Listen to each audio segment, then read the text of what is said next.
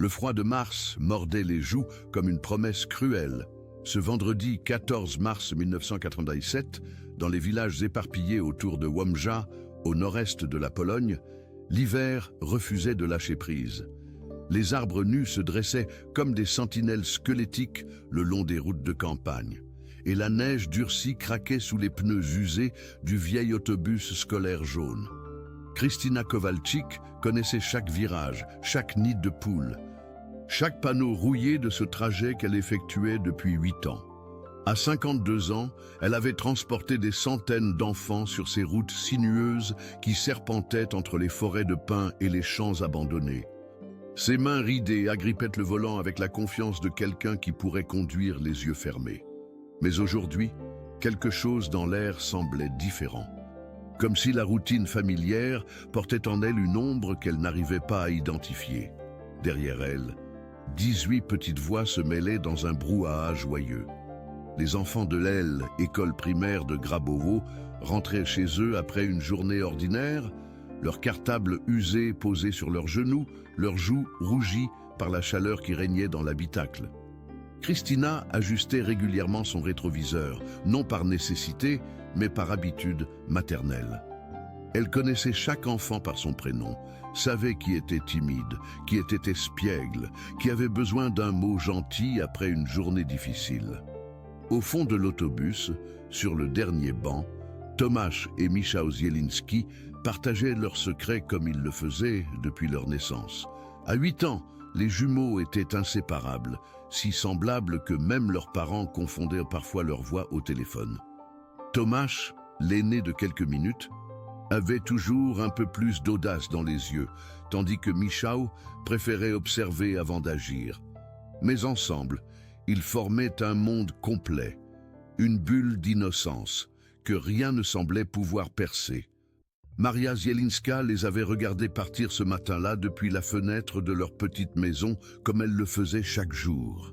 Elle avait agité la main quand ils s'étaient retournés pour lui faire signe, leur bonnet de laine enfoncé jusqu'aux oreilles. C'était un rituel qui la rassurait.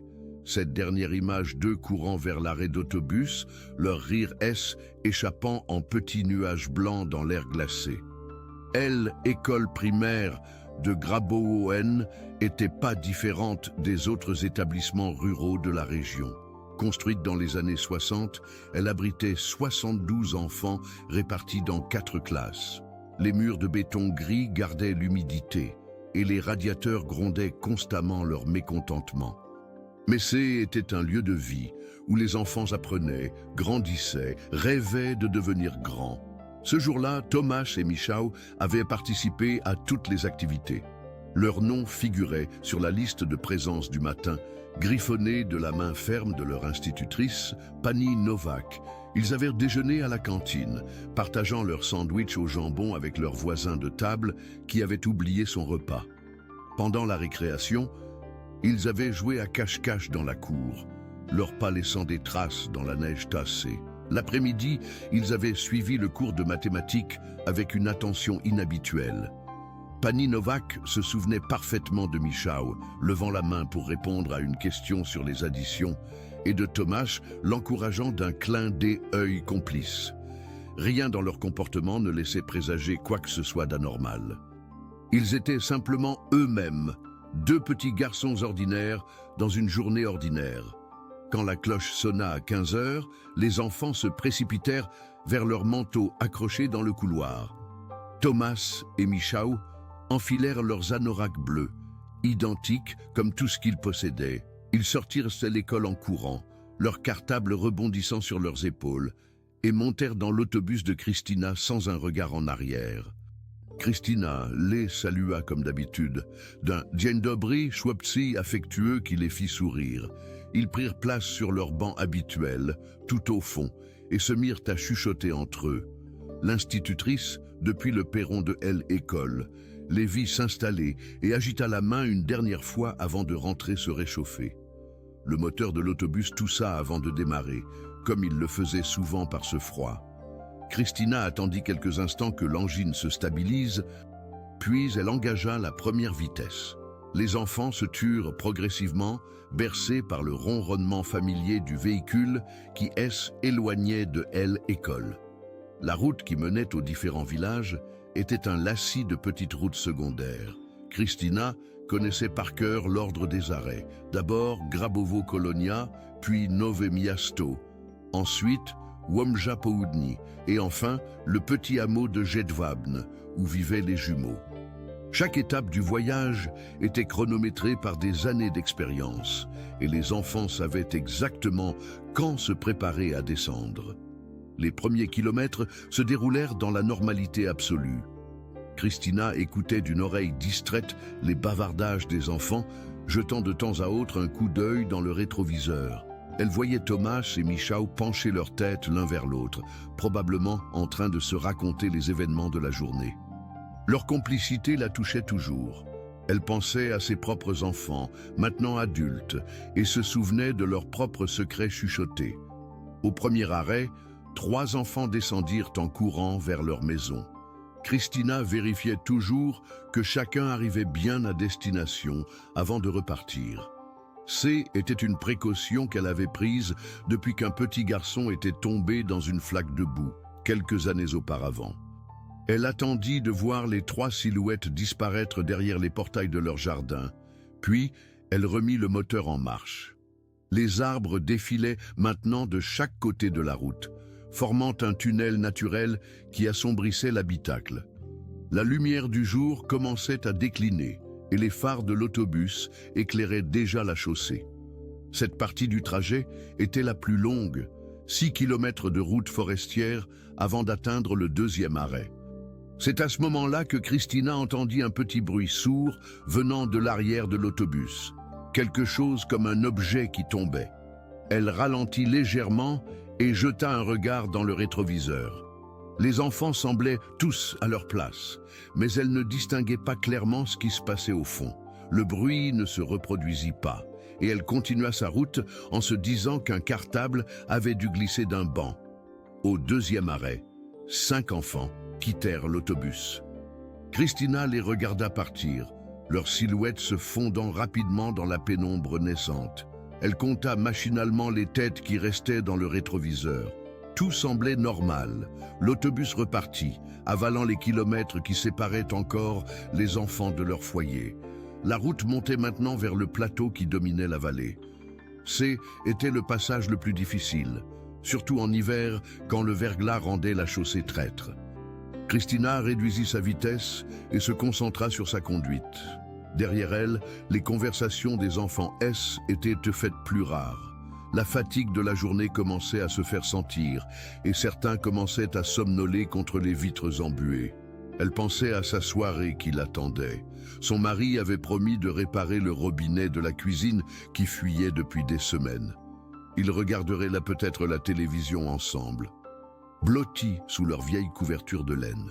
Ces petits bonheurs du quotidien prenaient une saveur particulière après avoir passé la journée entourée de l'énergie débordante des enfants. Au 3e arrêt, 4 enfants de plus descendirent. Il ne restait plus que 6 élèves dans l'autobus, dont les jumeaux Zielinski. Christina ajusta encore une fois son rétroviseur et crut voir Tomasz et Michał toujours assis sur leur banc. Mais la lumière déclinante et les reflets sur la vitre arrière rendaient l'observation difficile. Elle se concentra de nouveau sur la route, pressée maintenant d'arriver au terme de son parcours. Les derniers kilomètres jusqu'à Jedwabne étiraient le long d'une route encore plus étroite, bordée d'un côté par la forêt et de l'autre par des champs en friche. Était le passage le plus isolé du trajet, là où les maisons se faisaient rares et où les lumières des villages semblaient appartenir à un autre monde. Christina roulait lentement, attentive aux ornières qui pouvaient faire bondir l'autobus et réveiller les enfants qui s'assoupissaient. Elle pensait aux parents qui attendaient. Maria Zielinska serait probablement déjà à sa fenêtre, guettant l'arrivée de l'autobus. Elle avait cette habitude touchante de toujours être là, comme si sa présence pouvait protéger ses fils de tous les dangers du monde. Christina la comprenait. Elle avait été comme ça avec ses propres enfants, cette vigilance constante qui ne se relâchait jamais vraiment. Le dernier arrêt approchait. Christina ralentit encore et se gara à l'endroit habituel, sous le grand tilleul qui marquait l'entrée du hameau. Elle tira le frein à main et se tourna vers les enfants qui restaient. Était le moment des au revoir. Des dernières plaisanteries, des recommandations pour le week-end. Mais quand elle compta les têtes, son cœur se serra. Il y avait bien 6 enfants, mais elle ne voyait plus les jumeaux. Elle se leva de son siège et remonta l'allée centrale de l'autobus, ses pas résonnant dans le silence soudain. Le banc du fond était vide, complètement vide. « Tomasz, Michał » appela-t-elle, sa voix tremblant légèrement. Les autres enfants la regardèrent avec des yeux étonnés. Personne ne répondit. Christina vérifia sous les bancs, dans les recoins, partout où 2 petits garçons auraient pu se cacher. Mais elle savait déjà que était inutile. L'autobus N n'était pas assez grand pour qu'on puisse s'y perdre. Elle ressortit de l'autobus et fit le tour du véhicule, espérant contre toute logique trouver les jumeaux en train de jouer dehors. Mais la route était déserte et seul le vent dans les branches répondait à ses appels. Les autres enfants descendirent un par un, visiblement perturbés par l'agitation de leur conductrice. Christina remonta dans l'autobus et s'assit lourdement sur son siège. Ses mains tremblaient maintenant et elle avait du mal à rassembler ses pensées. Elle revoyait la scène, les jumeaux montant dans l'autobus, s'installant sur leur banc habituel, chuchotant ensemble. Elle était certaine de les avoir vus, absolument certaine. Elle prit une longue inspiration et démarra le moteur. Il fallait qu'elle retourne à l'école, qu'elle rebrousse chemin, qu'elle trouve une explication logique. Peut-être s'était-il caché quelque part et avait-il raté l'autobus. Peut-être était-il resté en retenue sans qu'elle le sache. Il devait y avoir une explication simple, évidente. Mais au fond d'elle-même, une voix murmurait déjà que rien ne serait plus jamais simple. Que cette journée ordinaire venait de basculer dans l'extraordinaire et que les conséquences de ce basculement changeraient à jamais la vie de tous ceux qui avaient croisé le chemin des petits Tomasz et Michał. La nuit tombait sur la campagne polonaise, et avec elle, un mystère qui hanterait les mémoires pendant des décennies.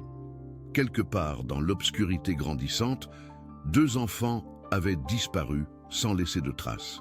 Avalé par un monde qui ne rendait pas toujours ce qu'on lui confiait. Et Maria Zielinska, toujours à sa fenêtre, commençait à s'inquiéter de ne pas voir arriver l'autobus jaune qui ramenait ses trésors à la maison. L'angoisse avait un goût métallique dans la bouche de Christina. Elle roulait lentement sur le chemin du retour, ses phares balayant l'obscurité naissante, scrutant chaque recoin, chaque buisson, chaque ombre qui aurait pu cacher 2 petits garçons. Son cœur battait si fort qu'elle l'entendait résonner dans ses oreilles, couvrant presque le bruit du moteur. À chaque mètre parcouru, évidence s'imposait davantage. Tomasz et Michał N étaient nulle part sur cette route. Ils n'étaient pas tombés de l'autobus. Ils n'étaient pas descendus en cachette à un arrêt. Ils avaient simplement disparu. Le mot résonnait dans son esprit comme une accusation. Comment peut-on perdre 2 enfants dans un autobus? Comment peut-on être responsable de leur sécurité et les voir évaporer sous ses yeux? Quand elle arriva devant l'école, l'établissement était plongé dans l'obscurité. Le concierge, Pan Kowalski, était déjà parti et seule une faible lumière éclairait encore le bureau de la directrice. Christina se précipita vers l'entrée, ses pas résonnant dans la cour déserte. Elle frappa à la porte vitrée avec une insistance qui trahissait sa panique grandissante. Pani Jagoda, la directrice, apparut derrière la vitre, surprise de voir Christina à cette heure. Était une femme dans la cinquantaine, aux cheveux gris soigneusement coiffés, qui dirigeait l'école avec une autorité bienveillante depuis 15 ans. Elle connaissait chaque enfant, chaque famille, et savait déceler les problèmes avant qu'ils ne prennent de l'ampleur. « Christina, que se passe-t-il » demanda-t-elle en ouvrant la porte. Les mots sortirent de la bouche de Christina dans un flot désordonné. Elle raconta l'embarquement des jumeaux, le trajet normal, sa certitude de les avoir vus dans l'autobus, puis leur absence inexpliquée au dernier arrêt. Pani Jagoda écouta sans l'interrompre, son visage se crispant progressivement. « Vous êtes certaine qu'ils sont montés dans l'autobus » demanda-t-elle finalement. « Absolument certaine. Je les ai salués. Ils ont pris leur place habituelle au fond. Je les ai vus dans mon rétroviseur pendant le trajet. » Pani Jagoda réfléchit un moment, puis prit une décision qui allait déclencher une mécanique implacable. Il faut prévenir les parents immédiatement, et la police. Le trajet jusqu'à la maison des Zielinski fut un calvaire pour Kristina. Comment annoncer à une mère que ses enfants avaient disparu sous sa responsabilité? Comment expliquer l'inexplicable? Elle revoyait sans cesse la scène, les jumeaux montant dans l'autobus, leurs sourires, leurs chuchotements complices. Ils étaient là, elle en était certaine. Alors, où étaient-ils passés? La maison des Zielinski était une petite construction de briques rouges, entourée d'un jardin soigneusement entretenu. Une lumière chaude éclairait la fenêtre de la cuisine, et Kristina aperçut la silhouette de Maria qui allait et venait, préparant sans doute le dîner de ses fils. Cette normalité quotidienne contrastait cruellement avec l'urgence de la situation. Pani Jagoda frappa à la porte. Ce fut Stéphane, le père, qui ouvrit.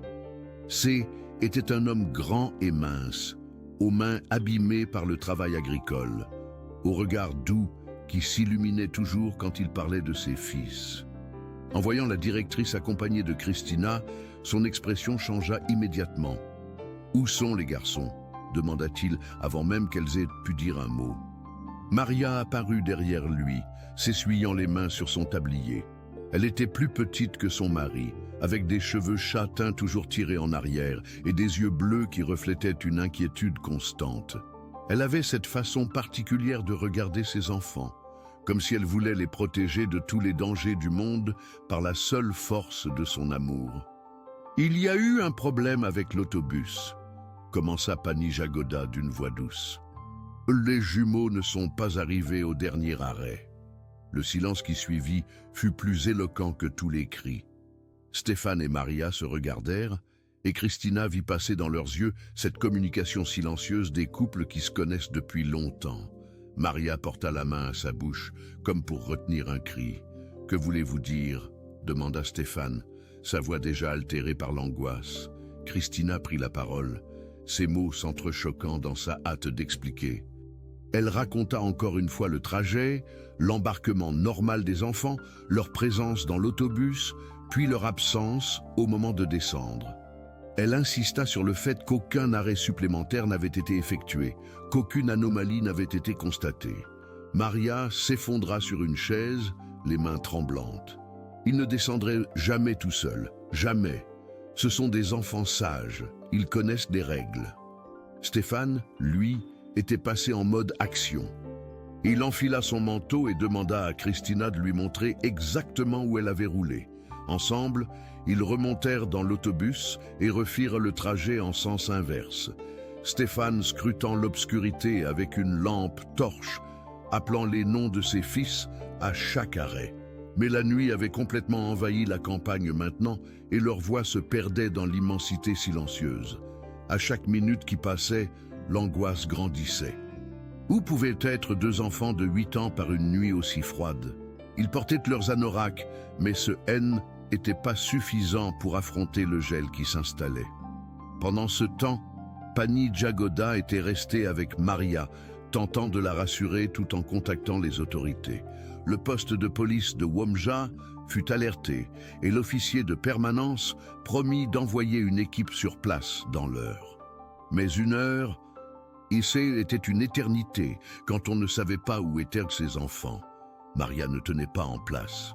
Elle tournait en rond dans sa cuisine, préparant machinalement du thé qu'elle ne boirait pas, rangeant des objets qui n'avaient pas besoin d'être rangés. Ses gestes étaient saccadés, comme si son corps ne savait plus comment fonctionner normalement.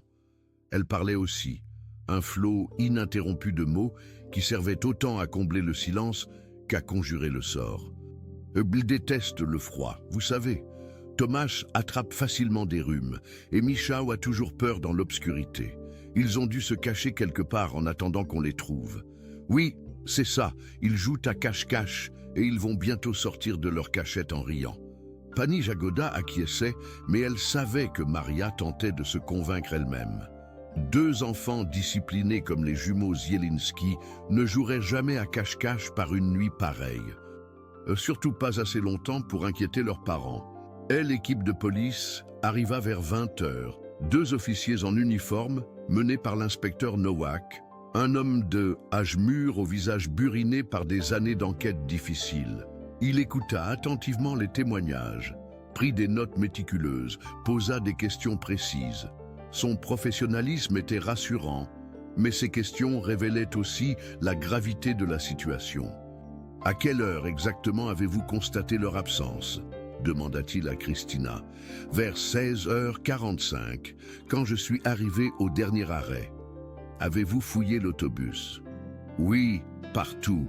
Il n'y était pas. » « Avez-vous fait des arrêts supplémentaires ?»« Aucun. J'ai suivi mon parcours habituel. » « Les enfants ont-ils manifesté un comportement inhabituel aujourd'hui ?» Pani Jagoda répondit que non. Tomasz et Michał avaient été parfaitement normaux, participant aux cours, déjeunant avec leurs camarades, jouant pendant la récréation. Rien ne laissait présager qu'ils préparaient une fugue ou qu'ils étaient préoccupés par quelque chose. L'inspecteur Nowak organisa immédiatement les premières recherches. Des équipes furent constituées pour fouiller les environs de l'école et le trajet de l'autobus. Des volontaires du village se joignirent spontanément aux recherches. Armés de lampes torches et de walkie-talkies, l'émotion était palpable dans le groupe.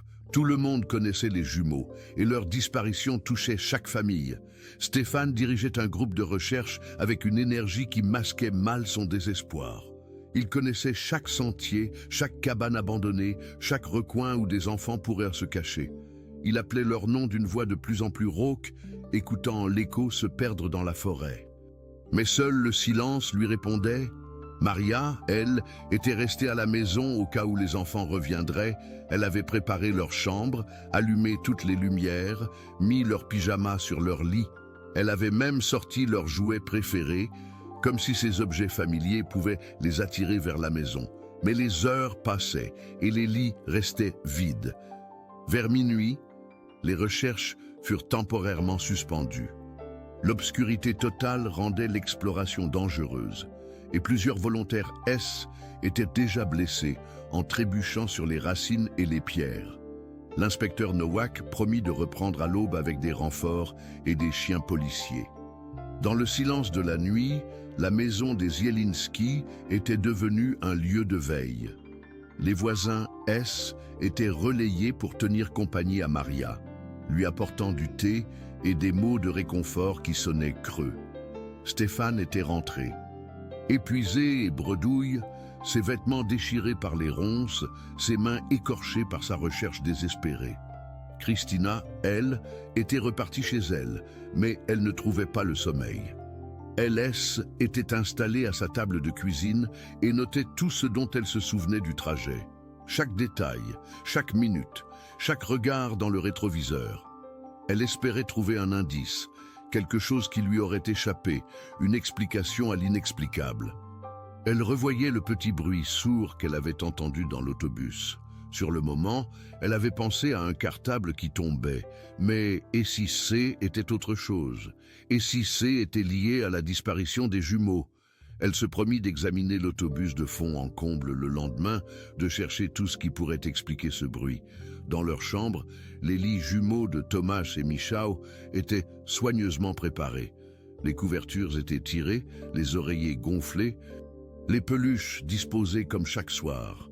Sur la table de nuit, leurs livres d'images attendaient l'histoire du soir qui ne viendrait pas. Sur les murs, leurs dessins d'enfants coloraient la pièce de leur innocence. Maria était assise entre les deux lits, caressant les couvertures vides. Elle parlait à ses fils absents, leur racontant sa journée, leur promettant qu'elle les attendrait aussi longtemps qu'il le faudrait. Sa voix se brisait parfois, mais elle continuait, comme si ces mots pouvaient traverser l'espace et les atteindre où qu'ils soient. Stéphane la regardait depuis le seuil, incapable d'entrer dans cette chambre qui sentait encore les rêves de ses enfants. Il se sentait coupable de ne pas les avoir trouvés, coupable de ne pas avoir su les protéger. Un père était censé être le rempart contre tous les dangers, et il avait échoué dans sa mission la plus importante. Les heures s'égrenaient avec une lenteur cruelle. Chaque minute qui passait éloignait un peu plus les jumeaux de leur foyer.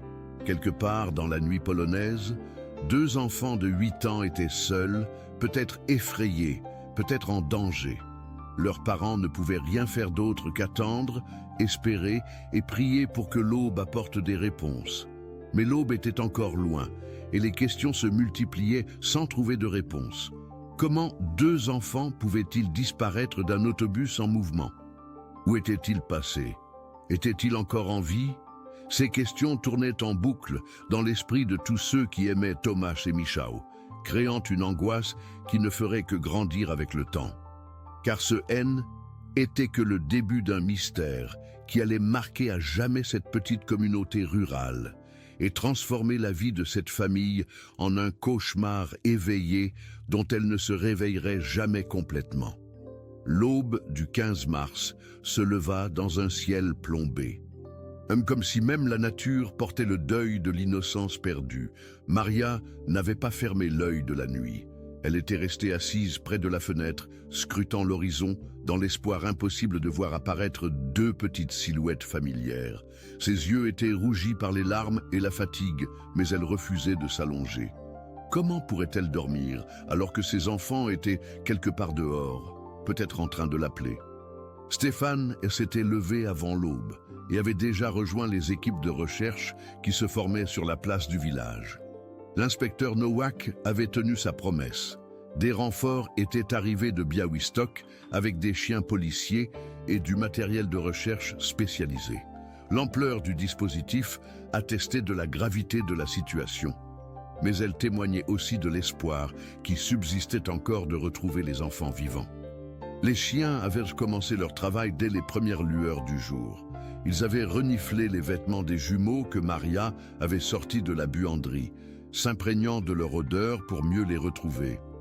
Puis, ils avaient été menés à l'école, point de départ de leur dernière journée normale avant de suivre le trajet de l'autobus. Christina avait passé la nuit à examiner son véhicule avec une minutie obsessionnelle. Elle avait inspecté chaque recoin, soulevé les bancs, vérifié les issues de secours. L'autobus était vieux, certes, mais il n'y avait aucune ouverture par laquelle des enfants auraient pu tomber ou s'échapper. Aucune trappe secrète, aucun passage dérobé. C était un simple autobus scolaire, avec ses 42 places assises et son allée centrale. Rien de plus, rien de moins. Le petit bruit qu'elle avait entendu la veille continuait de la hanter. Elle avait fini par localiser sa source probable, une planche du plancher qui était légèrement descellée et qui bougeait quand l'autobus passait sur les nids de poules. Mais cette découverte ne l'avançait pas. Comment ce détail insignifiant pourrait-il expliquer la disparition de 2 enfants? Les recherches s'intensifièrent au cours de la matinée. Des équipes de volontaires, organisées par secteur, fouillaient méthodiquement chaque mètre carré autour du trajet de l'autobus. Les chiens policiers suivaient des pistes qui se perdaient invariablement dans la forêt, comme si les enfants S étaient volatilisés au milieu des arbres. Pani Jagoda avait fermé l'école pour la journée. Comment aurait-elle pu faire cours normalement alors que 2 de ses élèves avaient disparu? Elle avait passé la matinée à interroger les autres enfants qui étaient dans l'autobus la veille, espérant qu'un détail leur soit revenu pendant la nuit. Mais leurs témoignages restaient flous et contradictoires. Tomasz et Michał étaient assis au fond, confirmait Ania, une petite fille de 7 ans aux nattes blondes. Ils chuchotaient, comme d'habitude. « Je les ai vus monter dans l'autobus », ajoutait Paweł, un garçon de 9 ans. « Mais après, je ne sais plus. Je regardais par la fenêtre. Il y a eu un bruit », se souvenait soudain Kasia, la plus âgée du groupe, comme quelque chose qui tombait. Mais je n'ai pas regardé derrière. Ce témoignage électrisa l'inspecteur Nowak. Il interrogea minutieusement Kasia, lui demandant de préciser l'heure, l'endroit, la nature exacte du bruit. Mais la fillette ne pouvait pas être plus précise. C était juste un bruit, quelque part pendant le trajet, quelque chose qui n'avait pas d'importance sur le moment. L'autobus fut transporté au garage municipal pour un examen technique approfondi. Des experts vinrent de Varsovie pour analyser chaque centimètre du véhicule. Ils démontèrent les bancs, inspectèrent la carrosserie, testèrent toutes les ouvertures. Leur conclusion fut sans appel. Il était impossible que 2 enfants soient sortis de cet autobus sans que le conducteur s'en aperçoive. Cette conclusion, loin de rassurer, ne fit qu'ajouter au mystère. Si les enfants n'avaient pas pu sortir de l'autobus, comment expliquer leur absence? Avaient-ils été enlevés pendant un arrêt? Mais Christina affirmait n'avoir fait aucun arrêt imprévu et les autres enfants confirmaient qu'ils n'avaient vu personne s'approcher du véhicule. Les soupçons commencèrent à se porter sur Christina elle-même. L'inspecteur Nowak l'interrogea longuement, revenant sans cesse sur les mêmes questions, cherchant les contradictions dans son récit. Mais l'histoire de la conductrice restait cohérente. Et rien dans son passé ne permettait de soupçonner qu'elle puisse faire du mal à des enfants. « Madame Kovalchik, lui dit l'inspecteur lors de leur 3e entretien, vous comprenez que vous êtes la dernière personne à avoir vu ces enfants vivants. Il faut que vous vous souveniez de tout, même du plus petit détail. » Christina sentait le poids du soupçon peser sur elle. Elle voyait les regards des parents changer, leur confiance se transformer en méfiance. Certains demandaient déjà qu'elle soit écartée de ses fonctions, le temps que l'enquête établisse sa responsabilité. Cette injustice la révoltait, mais elle la comprenait aussi. Quand des enfants disparaissent, il faut un coupable. Et elle était la candidate la plus évidente. Pendant ce temps, les recherches se poursuivaient avec un acharnement désespéré. Stéphane était devenu l'âme de cette mobilisation. Il organisait les équipes, distribuait les secteurs, encourageait les volontaires épuisés. Il fallait le voir arpenter la forêt, appelant les noms de ses fils jusqu'à en perdre la voix, pour comprendre ce que représente l'amour paternel face à l'impossibilité. Maria, elle, avait trouvé refuge dans l'action domestique. Elle cuisinait pour les équipes de recherche, préparait des thermos de thé chaud, s'occupait des enfants des volontaires. Cette activité frénétique l'aidait à ne pas sombrer dans la folie. Mais parfois, elle s'arrêtait net, saisie par la réalité de la situation, et les sanglots la submergeaient. « Ils ont froid », murmurait-elle en préparant des sandwichs. « Mes petits ont froid et faim, et je ne peux rien faire pour eux. » Les voisines tentaient de la consoler, mais que dire face à une douleur aussi immense? Comment réconforter une mère dont les enfants ont été avalés par le néant? Les mots semblaient dérisoires face à cette tragédie qui dépassait l'entendement. Le 3e jour de recherche apporta une découverte troublante. Dans un fossé, à 2 kilomètres du trajet habituel de l'autobus, les chiens trouvèrent un bonnet de laine bleu marine. Maria le reconnut immédiatement. C était celui de Michał, qu'elle avait tricoté elle-même l'hiver précédent. Un espoir fou s'empara d'elle. Ses enfants étaient passés par là. Ils étaient peut-être tout près. Mais l'espoir fut de courte durée. Malgré l'intensification des recherches dans ce secteur, aucune autre trace ne fut découverte. Le bonnet semblait être tombé là par hasard, sans lien avec une direction particulière. Comment était-il arrivé si loin du trajet de l'autobus? Mystère de plus dans une affaire qui en comptait déjà trop. L'expertise du bonnet révéla qu'il avait été exposé aux intempéries pendant plusieurs jours, mais aucune trace de violence n'y était décelable. Il était simplement sale et humide, comme s'il était tombé de la tête d'un enfant qui courait. Cette découverte relança les théories sur une fugue possible, mais tous ceux qui connaissaient les jumeaux rejetaient cette hypothèse. « Mes fils ne fugueraient jamais », répétait Maria avec une conviction inébranlable. « Ils sont trop attachés à la maison, trop proches l'un de l'autre. Et puis, où seraient-ils allés? Ils ne connaissent rien d'autre que notre village. » Au fil des jours, l'espoir s'amenuisait. Les équipes de recherche se faisaient moins nombreuses. Les volontaires retournaient à leurs occupations habituelles. Seuls Stéphane et quelques proches continuaient à fouiller la forêt avec une obstination que certains jugeaient morbide. Mais comment leur en vouloir? Comment abandonner ses enfants tant qu'il reste un arbre derrière lequel ils pourraient se cacher? École avait rouvert, mais l'atmosphère haine était plus la même. Les enfants parlaient à voix basse, comme s'ils craignaient de réveiller un mauvais sort. La place des jumeaux dans la classe de Pani Nowak était restée vide, leurs cahiers soigneusement rangés dans leur casier. Personne n'osait s'asseoir à leur place, comme si l'espoir de les voir revenir interdisait qu'on efface leur présence. Les médias commencèrent à s'intéresser à l'affaire. Des journalistes de Varsovie descendirent dans le petit village, transformant la tragédie familiale en fait divers national. Maria et Stéphane refusèrent la plupart des interviews, préférant consacrer leur énergie aux recherches. Mais leur histoire fit le tour de la Pologne, touchant le cœur de milliers de parents qui serraient leurs enfants un peu plus fort le soir. L'inspecteur Nowak élargit son enquête. Il fit vérifier les antécédents de tous les adultes ayant accès à l'école, interrogea les chauffeurs routiers qui empruntaient régulièrement cette route, éplucha les registres des hôtels et pensions de la région, mais aucune piste sérieuse émergea. Les jumeaux Zielinski semblaient avoir été engloutis par la terre elle-même. Christina fut officiellement mise en congé, le temps que l'enquête établisse les circonstances exactes de la disparition. Cette mesure, présentée comme préventive, fut vécue par elle comme une condamnation. Elle qui avait consacré 8 ans de sa vie à transporter les enfants du village en sécurité, se retrouvait suspectée d'être responsable de leur disparition. Elle passa ses journées à refaire mentalement le trajet du 14 mars, cherchant ce qu'elle avait pu manquer. Elle revoyait chaque instant, chaque coup d'œil dans le rétroviseur, chaque arrêt. Mais sa mémoire, malgré tous ses efforts, ne livrait aucun indice supplémentaire. Les jumeaux étaient là. Puis, ils n'y étaient plus. Point final. Une semaine après la disparition, l'espoir de retrouver les enfants vivants commençait à s'estomper.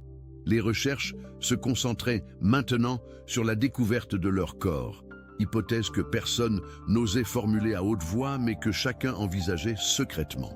Les étangs de la région furent dragués, les puits abandonnés inspectés, les caves des maisons inoccupées fouillées, mais rien.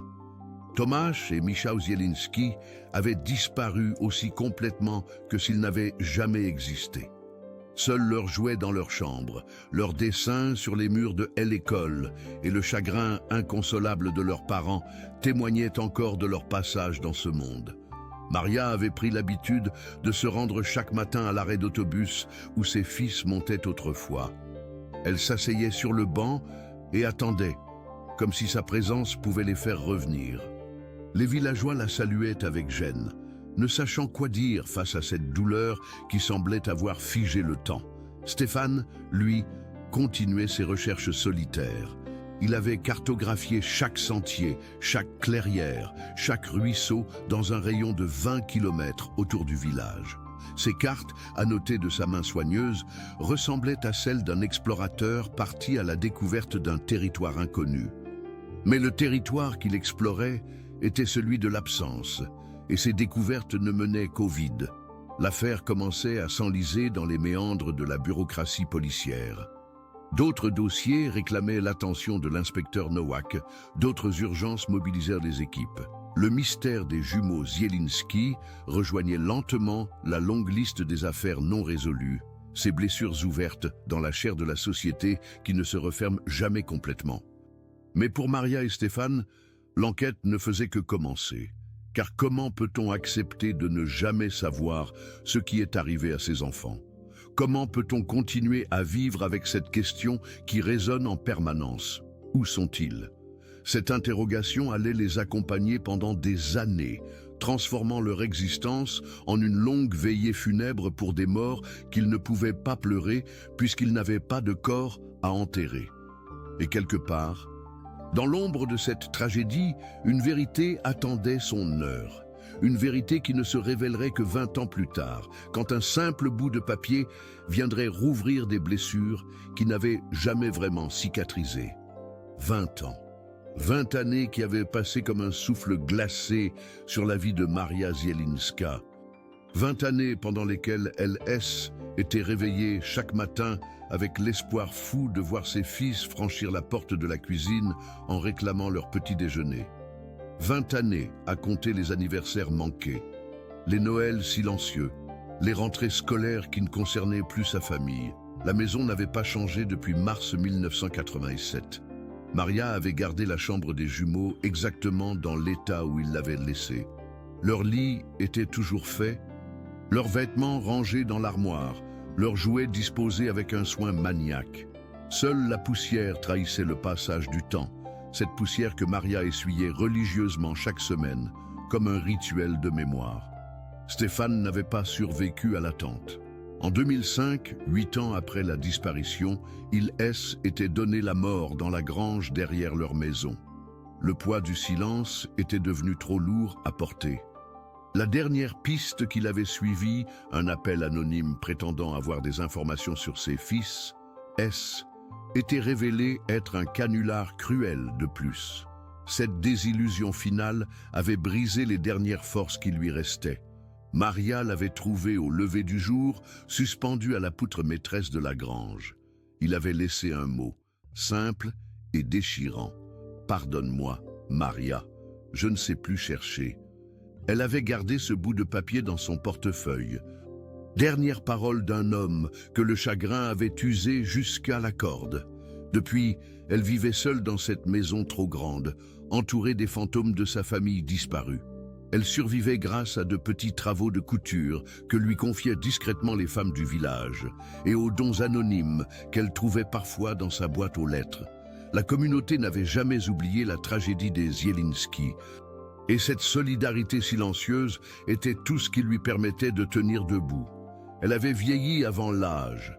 Ses cheveux châtains étaient devenus blancs comme neige, et ses yeux bleus, autrefois si vifs, semblaient maintenant regarder un monde lointain, invisible aux autres.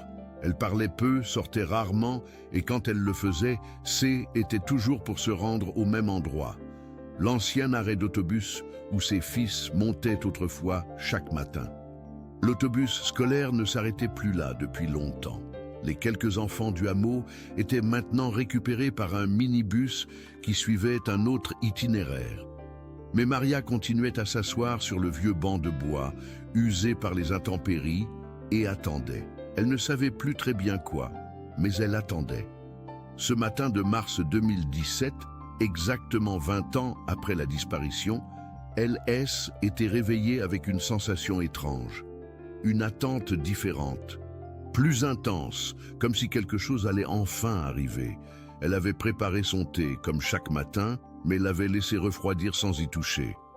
Une nervosité inexpliquée l'habitait, mélange d'angoisse et d'espoir qu'elle n'arrivait pas à identifier.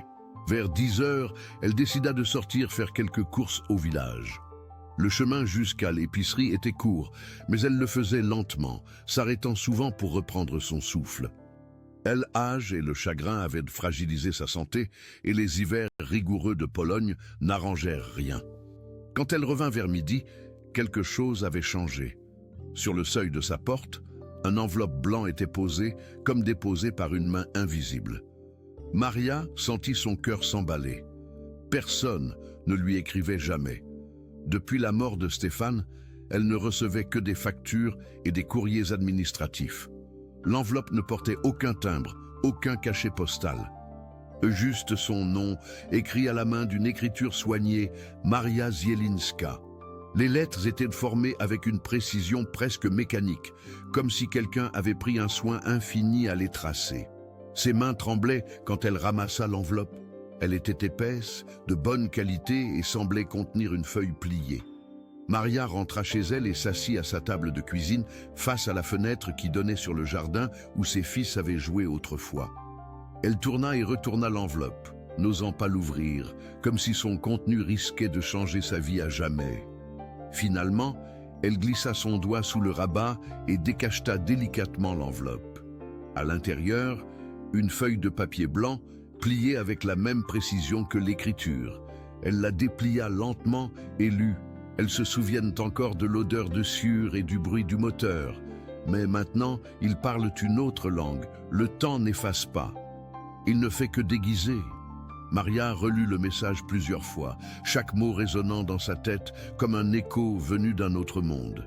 Ils se souviennent, pas ils se souvenaient ou ils se sont souvenus. Ils se souviennent, au présent, comme s'ils étaient encore vivants. Ses jambes se dérobèrent sous elle. Elle dut s'accrocher au dossier de sa chaise pour ne pas tomber. Quelqu'un savait quelque chose. Quelqu'un savait ce qui était arrivé à Tomasz et Michał. Après 20 ans de silence, enfin une voix se faisait entendre. Mais qui? Et pourquoi maintenant? Et que signifiait ce message cryptique? L'odeur de sueur? Le bruit du moteur? Une autre langue? Maria fouillait sa mémoire, cherchant un sens à ces mots énigmatiques. Sciure, moteur. Elle repensait à l'autobus, au dernier moment où elle avait vu ses fils vivants. Elle appela immédiatement la police. L'inspecteur Nowak avait pris sa retraite depuis longtemps, remplacé par des hommes plus jeunes qui ne connaissaient l'affaire que par les dossiers. Ils prirent son appel au sérieux, promirent d'analyser la lettre, de rechercher des empreintes, de comparer l'écriture avec leurs fichiers. Mais Maria sentait bien que leur enthousiasme était de façade. 20 ans après, qui croyait encore possible de résoudre cette affaire? Les jours suivants furent un mélange d'espoir et d'angoisse. Les analyses ne révélèrent rien. Aucune empreinte, aucune trace ADN, papier commun qu'on pouvait acheter dans n'importe quelle papeterie. L'écriture ne correspondait à aucun fichier, comme si l'auteur de la lettre avait pris toutes les précautions pour rester anonyme. Mais la lettre eut un effet inattendu. Elle relança l'intérêt médiatique pour l'affaire. Les journaux nationaux reprirent l'histoire des jumeaux Zielinski, ce mystère insolvable qui avait marqué les années 90. Des émissions de télévision consacrèrent des reportages à la disparition, interviewant les protagonistes encore vivants. Kristina Kowalczyk, maintenant âgée de 72 ans, accepta de témoigner pour la première fois depuis longtemps. Elle vivait recluse depuis sa mise à la retraite anticipée, rongée par la culpabilité et les soupçons qui avaient empoisonné sa vie. Voir Maria recevoir cette lettre mystérieuse ravivait sa propre douleur. « Je n'ai jamais cessé de repenser à cette journée », déclara-t-elle devant les caméras, sa voix brisée par l'émotion. « Chaque nuit, je refais ce trajet dans ma tête. Je revois leurs visages, j'entends leur voix. Ils étaient là, je le jure sur la mémoire de mes propres enfants. Et puis, plus rien. » D'anciens camarades de classe des jumeaux, devenus adultes, ressortirent de l'oubli avec des souvenirs fragmentaires. L'un se rappelait avoir entendu un bruit étrange dans l'autobus. Une autre évoquait une sensation bizarre, comme si quelque chose d'anormal était passé pendant le trajet. Mais ces témoignages, déformés par le temps et influencés par la médiatisation, n'apportaient aucun élément concret. Pani Jagoda, l'ancienne directrice de l'école, maintenant octogénaire, accepta elle aussi de parler. Elle se souvenait parfaitement des jumeaux, de leur gentillesse, de leur complicité touchante.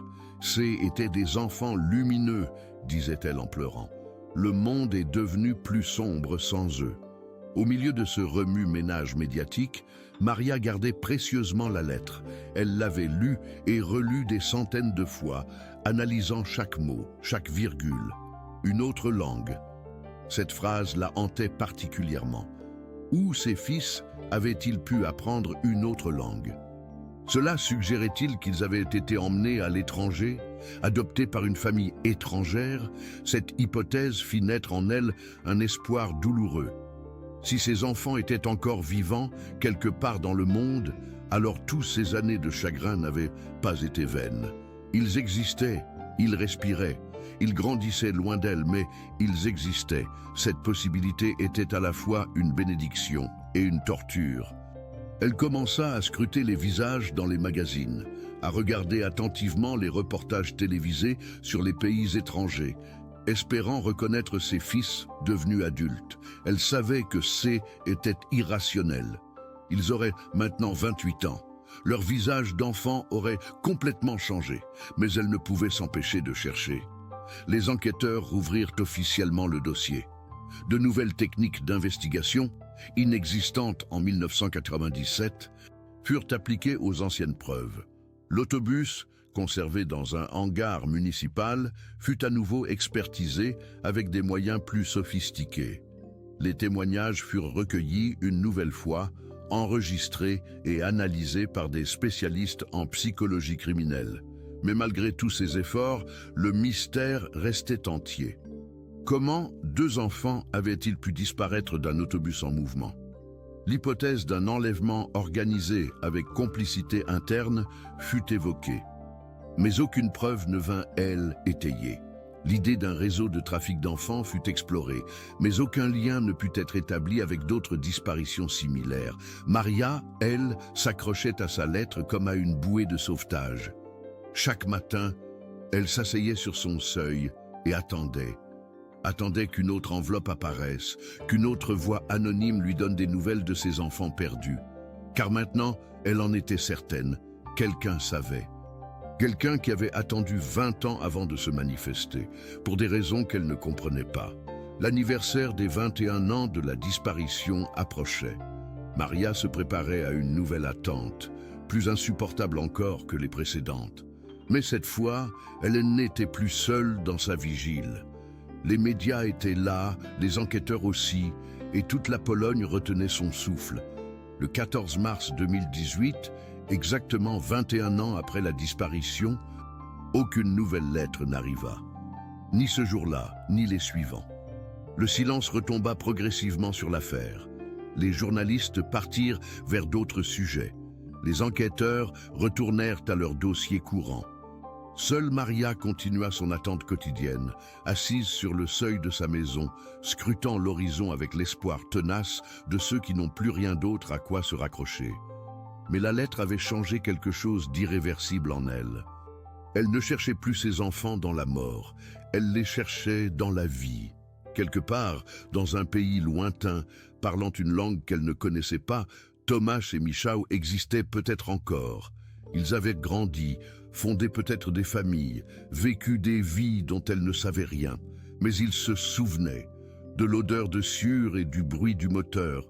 Ils se souvenaient de leur enfance polonaise, de leur mère qui les attendait encore. Cette pensée était à la fois son supplice et sa consolation. Un supplice, car elle imaginait ses fils quelque part sans pouvoir les rejoindre.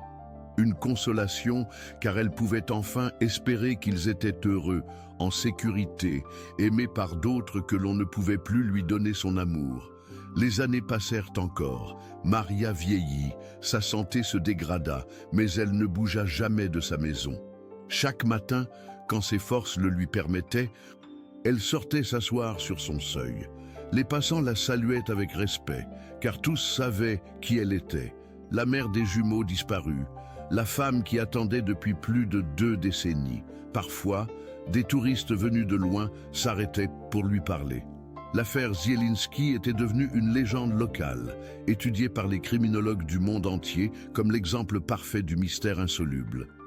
Maria les recevait poliment, racontait son histoire une fois de plus, montrait la fameuse lettre qu'elle gardait dans son portefeuille à côté du dernier mot de Stéphane. Et chaque fois, elle concluait par la même phrase. « Ils se souviennent, quelqu'un me l'a dit. Mes fils se souviennent de leur maison, et un jour, peut-être, cette mémoire les ramènera vers moi. » Les spécialistes hochèrent la tête avec compassion, mais ne disaient rien. Que pouvait-on répondre à une mère qui avait transformé son deuil impossible en espoir éternel? Comment lui expliquer que cette lettre était peut-être le fruit d'un esprit dérangé, d'un mythomane ou d'un maître chanteur cruel? Mais Maria ne voulait pas entendre ces explications rationnelles. Elle avait choisi de croire, et cette foi était devenue sa raison de vivre. Chaque lever de soleil était une nouvelle chance de recevoir des nouvelles de ses enfants. Chaque courrier pouvait être porteur d'espoir. Et puis, un matin de printemps 2023, Maria ne se réveilla pas. On la trouva paisiblement endormie dans son lit, un sourire apaisé sur les lèvres. Sur sa table de nuit, la lettre mystérieuse était soigneusement pliée, accompagnée d'un testament holographe où elle léguait sa maison à la commune, à condition qu'elle soit transformée en mémorial pour tous les enfants disparus. Ces funérailles rassemblèrent tout le village et bien au-delà. Des gens venus de toute la Pologne rendirent hommage à cette femme qui avait incarné la douleur maternelle absolue. Krystyna Kowalczyk était là, appuyée sur sa canne, pleurant enfin librement après des décennies de culpabilité rentrée. La maison des Zielinski fut effectivement transformée en mémorial. La chambre des jumeaux fut préservée telle qu'elle et une plaque de bronze fut apposée près de l'entrée. À la mémoire de Tomasz et Michał Zielinski, disparus le 14 mars 1997, et de tous les enfants qui ne sont jamais rentrés chez eux. Mais le mystère, lui, survécut à tous ses protagonistes. Dans les archives de la police, le dossier des jumeaux Zielinski reste ouvert, classé parmi les affaires non résolues. Des générations d'enquêteurs s'y pencheront encore, cherchant l'indice qui permettrait enfin de comprendre comment 2 enfants ont pu disparaître d'un autobus en mouvement. Et quelque part dans le monde, peut-être, 2 hommes de 46 ans se souviennent parfois d'une odeur de sciure et du bruit d'un moteur. Peut-être parlent-ils une langue étrangère apprise dans un pays lointain. Mais gardent-ils au fond de leur cœur le souvenir flou d'une femme aux yeux bleus qui les aimait inconditionnellement?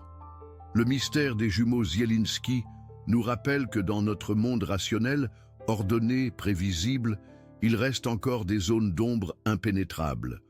Des événements qui défient toute logique, des disparitions qui échappent à toute explication. Et face à ces mystères, nous ne pouvons que nous interroger sur la fragilité de nos certitudes. Combien d'entre nous surveillent vraiment leurs enfants dans les transports en commun? Combien pensent qu'un simple trajet scolaire puisse se transformer en tragédie? L'histoire de Maria Zielinska nous confronte à nos propres angoisses de parents, à cette peur primitive de voir nos enfants nous échapper. Alors, la prochaine fois que vous verrez un autobus scolaire jaune s'éloigner avec votre enfant à bord, pensez à Maria qui attendait chaque soir au portail. Pensez à Tomasz et Michał qui sont montés un matin dans un autobus et n'en sont jamais redescendus. Et serrez vos enfants un peu plus fort quand ils rentrent de l'école. Car dans ce monde imprévisible, l'amour d'une mère est peut-être la seule certitude qui vaille. Et cet amour, Maria l'a porté jusqu'à son dernier souffle, transformant sa douleur en espoir, son désespoir en lumière pour tous ceux qui cherchent encore. Si cette histoire vous a touché, si elle a fait écho à vos propres craintes de parents, alors n'hésitez pas à nous rejoindre dans cette communauté de cœurs qui refuse d'oublier. Abonnez-vous à notre chaîne pour ne manquer aucune de nos enquêtes. Laissez-nous un like si cette histoire vous a ému et partagez en commentaire vos propres réflexions sur ces mystères qui hantent notre époque. Car c'est ensemble, en gardant vivante la mémoire de ces tragédies, que nous honorons le mieux ceux qui ne reviendront jamais.